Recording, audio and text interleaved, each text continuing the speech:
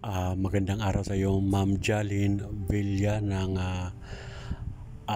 Casa Extension. At si Ma'am Jalin ay nag-request po sa atin na puntahan ang kanyang bahay dito sa Block 2 Lot 31. At tulad po ng pangako natin kay Ma'am Jalin ay pinuntahan po natin ang kanyang bahay.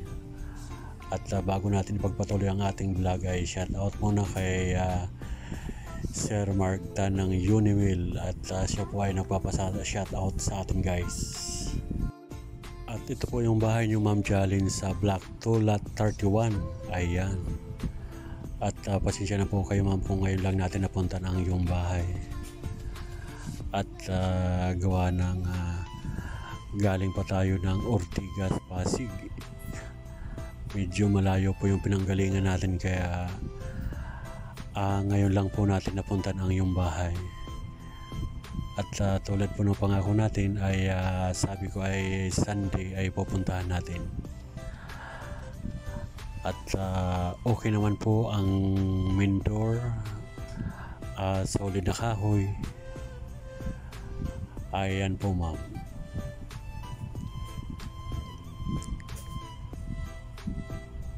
At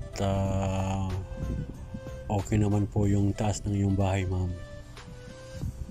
Okay naman yung mga alulod at saka kisame. Ayan. At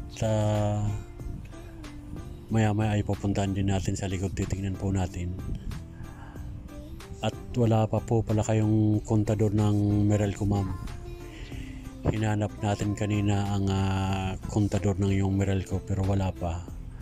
Ang nakita lang natin sa poste ay Block 32, 33 at saka Block 30. Yung 31 ay wala pa.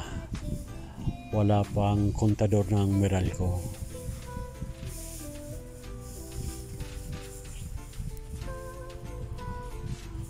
Ayan po yung bahay ni Ma'am Jalin. Ayan.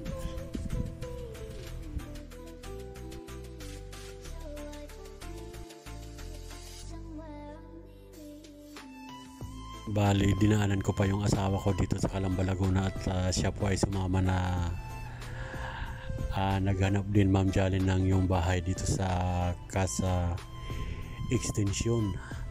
At gagawin naman po tayo, ma'am, dito sa likod ng yung bahay. Titingnan natin kung maayos.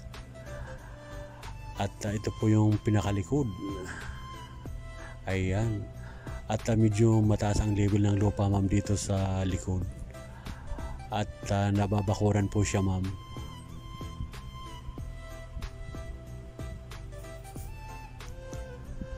Ayan po.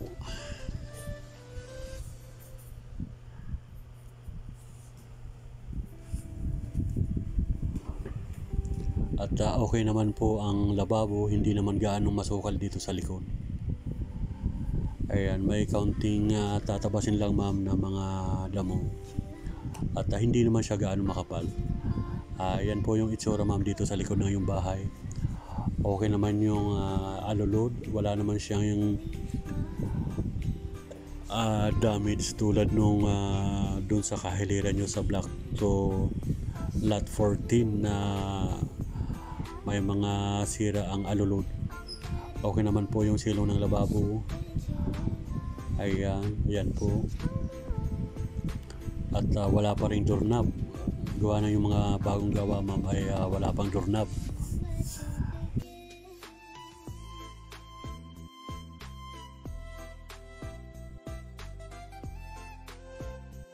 At buti na lang ay pagpunta natin, medyo maganda ang panahon, ay makulimlim. Kaya sumaglit po tayo dito, ma'am, sa bahay niyo. At dito sa Casa Extension, halos wala pa ako gaanong nakitang mga lumipat. Yung iba may mga tumingin-tingin na tiningnan yung kanilang bahay kasi move-in na po pala sila. Pero hindi pa sila lumipat talaga. At siguro binisita rin yung kanilang bahay. Kaya wala pa talaga ma'am na nakatira dito sa Casa Extension. At yan po yung bahay nyo ma'am. Ayan. At ito po yung itsura dito sa likod ma'am. Ayan. Yan. Ayun ang aking asawa. Sumama sa aking paghahanap dito sa Casa Extension. Gusto ring makagala-gala.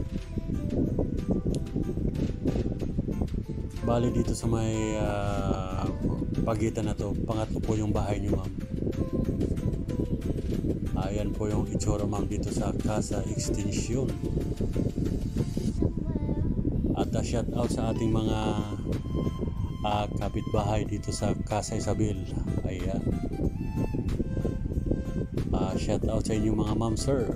At nagawin na naman si Isa Rugman dito sa Casa Isabel gawa ng may ilan tayong mga nag-request na mga followers natin na puntahan ang kanilang bahay dito sa Casa. Ayan, at natutuwa naman si Isa Rugman dahil may mga viewers tayo na mula pa sa iba't ibang bansa na nanonood sa ating mga ina-upload na video. Kaya taos puso tayong nagpapasalamat sa kanila.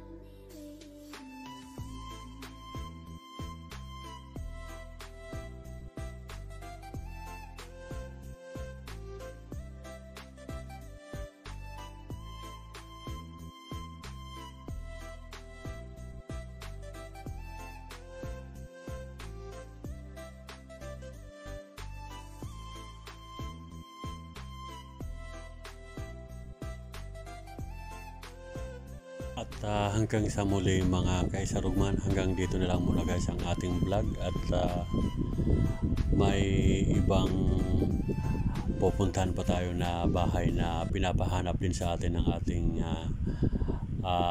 masugid na tagapanood sa ating ina-upload na video. May mga bahay pa tayong hanapin guys, kaya hanggang dito na lang muna guys ang ating vlog. At salamat ng marami sa inyong walang sawang panonood sa ating mga ina-upload na video. Hanggang sa muli, hanggang dito na lang po muna. Bye bye.